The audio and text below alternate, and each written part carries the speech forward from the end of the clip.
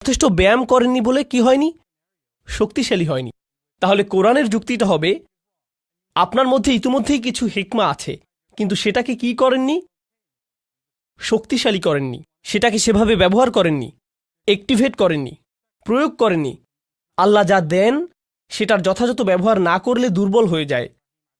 আল্লাহ আমাকে চোখ দিয়েছেন, একটি চোখ টেপ মেরে বন্ধ করে রাখি 6 মাস, গ্যারান্টি দিয়ে বলতে পারি সেই চোখটি অন্ধ হয়ে যাবে। ব্যবহার না করলে হারাবেন। যেসব রোগী কোমাতে পড়ে থাকে 6 মাস বা বছর যাবৎ, সুস্থ হবার পর দাঁড়াতে পারে না, কারণ মাসল অ্যাট্রফি হয়ে গেছে, পেশিগুলোর ব্যবহার করা হয়নি। তাই আল্লাহ আমার ভেতরে কিছু একটা দিয়েছেন, ভালো সিদ্ধান্ত নেবার ক্ষমতা দিয়েছেন, আমাকে আগে থেকেই দিয়েছেন, কিন্তু সেটার ব্যবহার আমি করছি না। আর যত কম ব্যবহার করব, সেই ক্ষমতা ততই দুর্বল হতে থাকবে। এভাবে চললে একসময় নিজেকে বলে বসবো, আমার তো সেই সক্ষমতাই নেই, আমি তো এটা করতে